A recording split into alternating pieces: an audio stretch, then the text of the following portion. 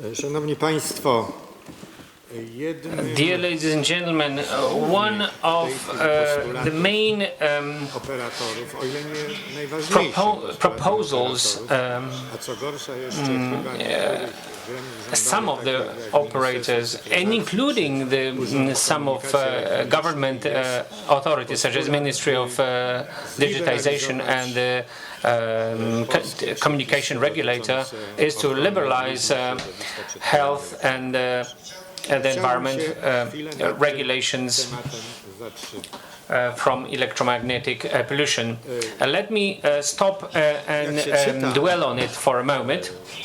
When you read opinions of operators or these authorities that I've mentioned, is the first thing that springs to mind is that Polish regulations are obsolete, post-communist, and we are the dinosaurs in Poland in terms of electromagnetic protection regulations. And it is justified there by saying that European standards and global standards, worldwide standards, are definitely far more liberal than ours in Poland. Now, I'd like to say, because there is no time to really dwell on it and in detail, but in Western countries,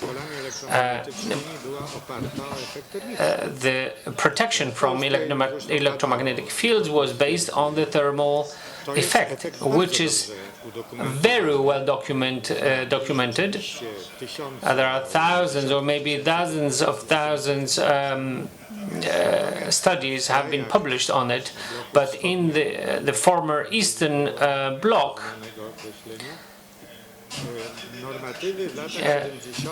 standards adopted in the late 1960s and beginning of 1970s were developed based on non-thermal effects, and Professor Botkiewicz and others have mentioned that those non-thermal effects are very poorly documented. We've heard numbers where in recent years there has been more and more evidence that these effects do exist, and it is definitely something, a topic for a discussion, but right now we really don't have proofs which of these effects are more important. Definitely non-thermal effects do exist, but what is their impact on human health is still an open question. You all probably know this in this room, so maybe it's a bit silly to show it.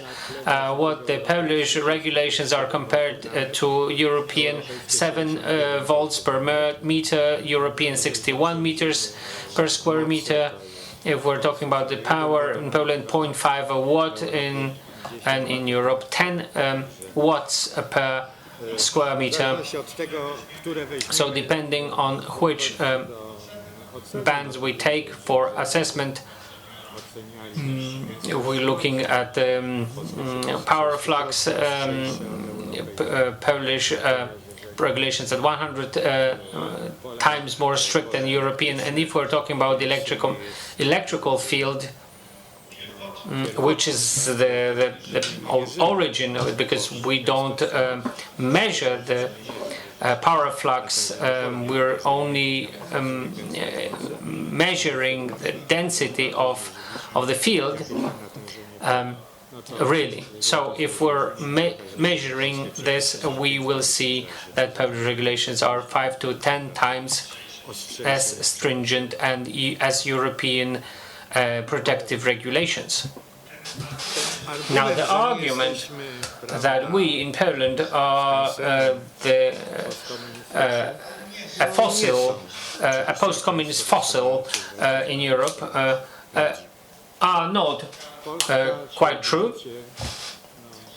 Poland is here, and everything to the left is regulations as strict or more as Polish. Switzerland cannot be seen as a dinosaur from Brussels or Toronto. They are not the post-communist states. So these arguments about obsolescence are quite ridiculous. So to those who use these arguments, I'd like to put to them that they should stop. Now, talking about the principle of the precautionary principle, Madam Patena mentioned it at the very beginning, the introduction. Now, here you have a definition of this principle, which is used in risk management, and it is used when there is no good scientific knowledge to justify decisions that need to be taken. So, in a commonsensical understanding of this topic,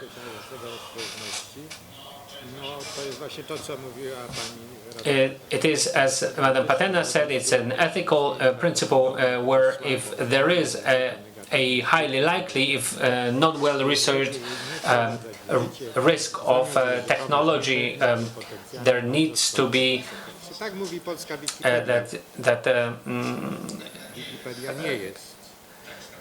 that protection should be adopted. This is a simplified definition because it comes from Wikipedia, but in general, this principle is quite well characterized, and certainly it's better suited and acceptable than the previous one. In the EU law, it is a part of the treaty of the functioning of the European Union, and even before this treaty, the Lisbon Treaty, it was already in previous treaties. So the precautionary principle is the most followed principle in environmental protection. So it's this part section on the Treaty of the Functioning of the European Union. The environmental protection is based on the precautionary principle, and this being a fundamental law, there is no discussion. We need to follow the treaty.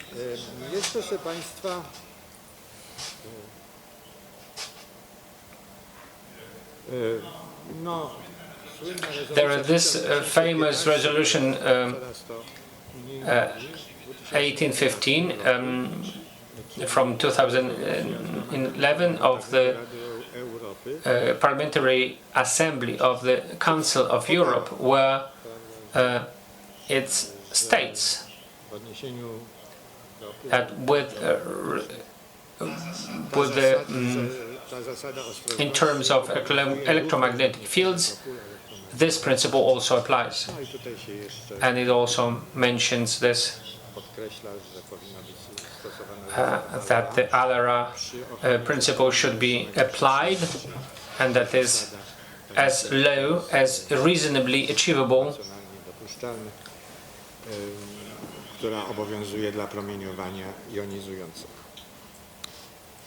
and this is for ionizing radiation. Now, very often when I read various proposals of opponents of the Polish regulations, current regulations, I have this strange impression that they confuse the precautionary principle and the precautionary approach.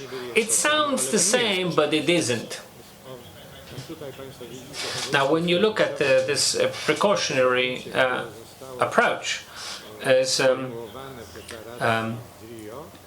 formulated in the declaration, UN declaration from Rio, and really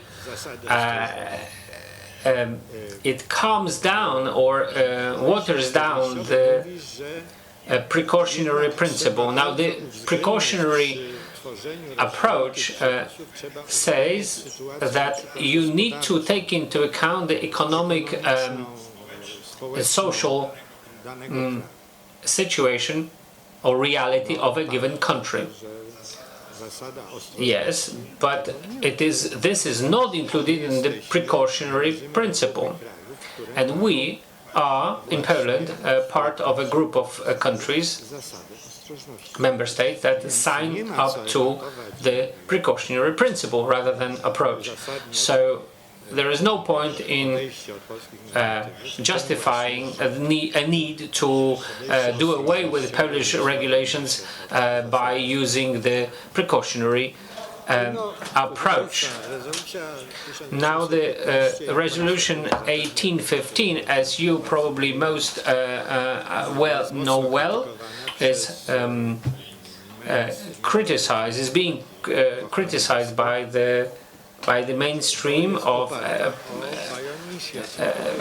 environmentalists because it's based on bioinitiative, which has been mentioned a few times today. That is a group of 26 absolutely eminent experts in bioelectromagnetism who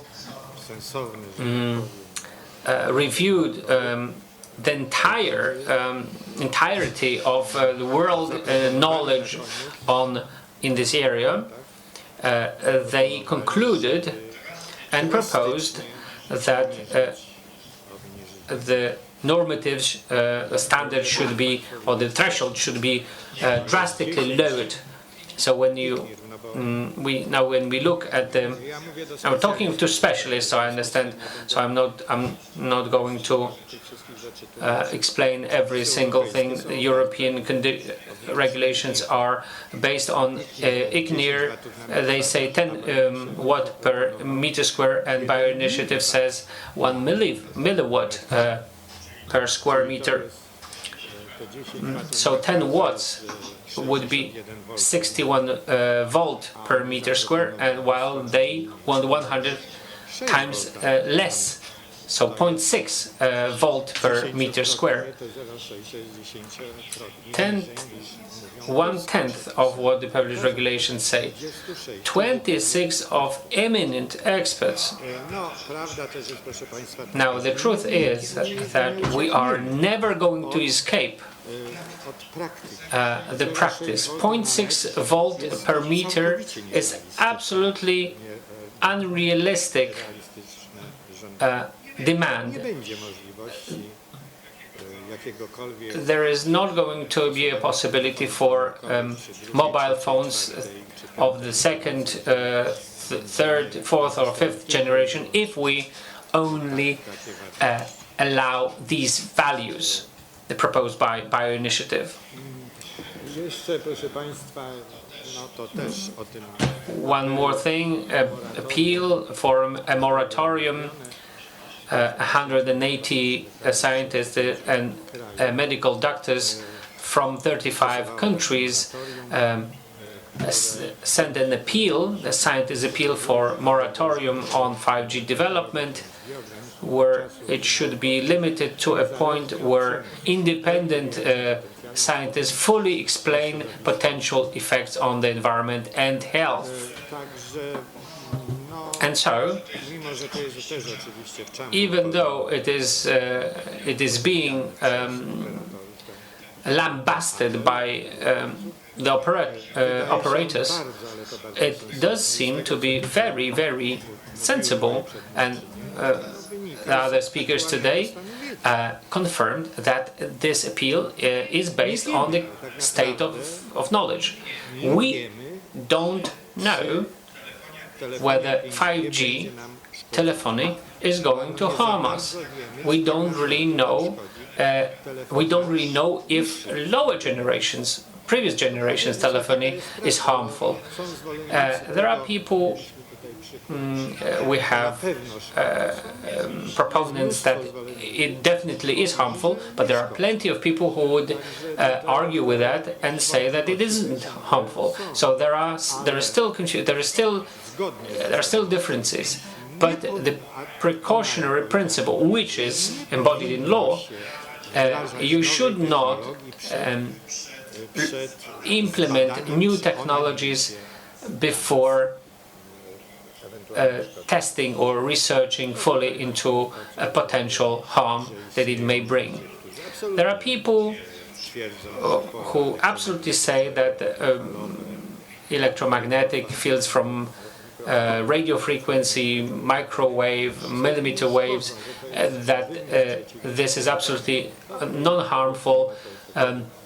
This is a result of a figment of imagination of opponents to mobile telephony, and even the IEEE pronounced a similar opinion, which is a very serious organization.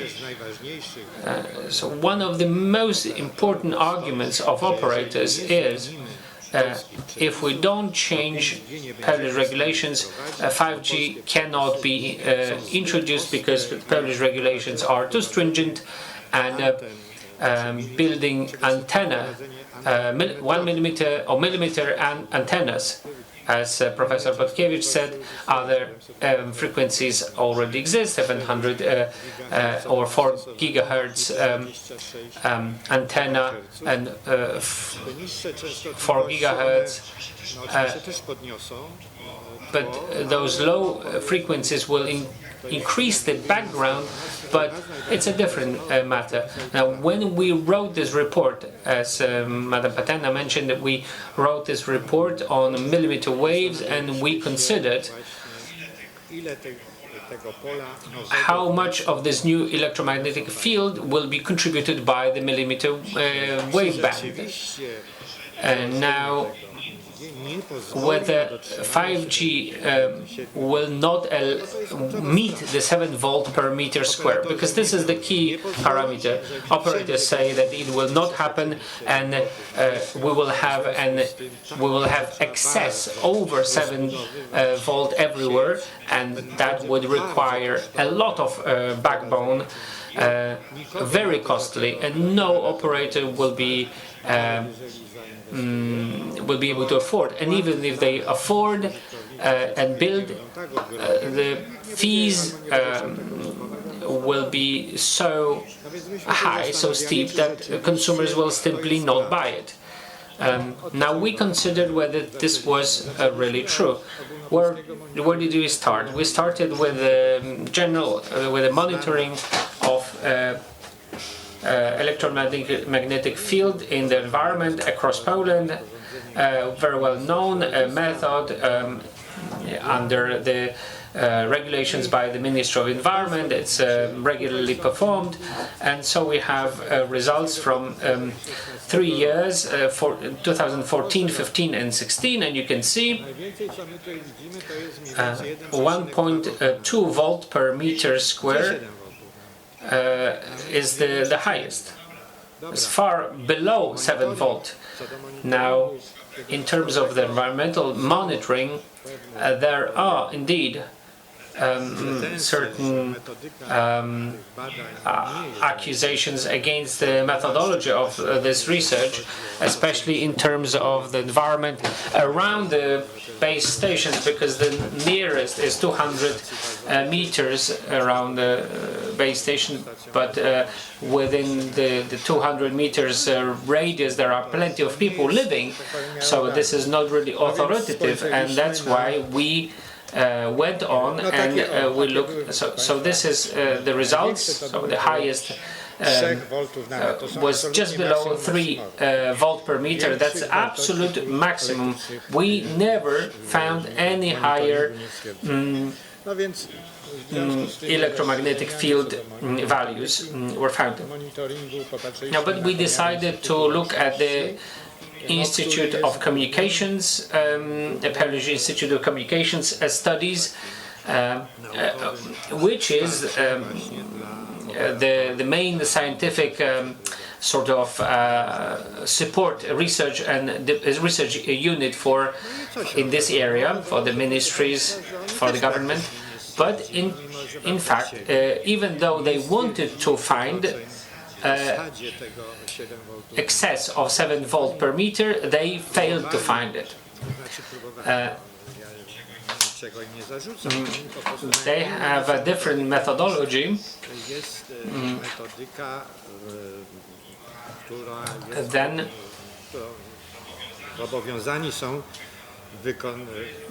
the obligatory methodology for the environmentalists, for people who, because the environmentalists, people to do with protection, measure in broad spectrum. It makes sense, but that's what we do, because we look at health effects, and a human is a broadband antenna. We are not selective antenna, and that's why you need to measure in a broadband, and when you do that, you don't see any excess over 7 volt. Now, if we do selective measurements, then they summarize them in a square grid. It's more complicated, and maybe there are 20 out of dozens of, maybe more than 1,000 points. You do get 7 volt per meter excess, but this is not how you should normally do your measurements.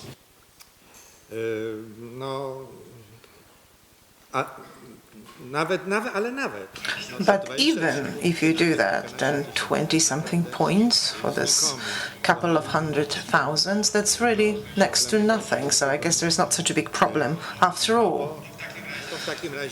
Okay, what is the conclusion therefore? In these 23 locations, we should simply go and check whether the telecom operators didn't commit a mistake when installing the antenna. What we observed was that across those 23 points where the limits were exceeded, in 21 points only one operator was responsible for 90% of these values in excess of the limits.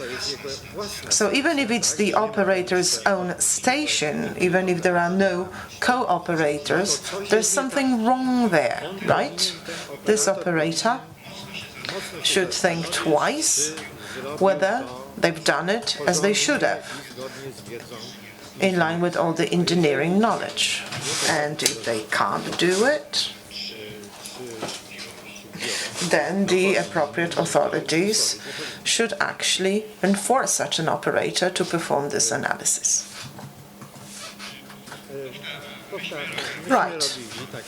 We've performed such simulations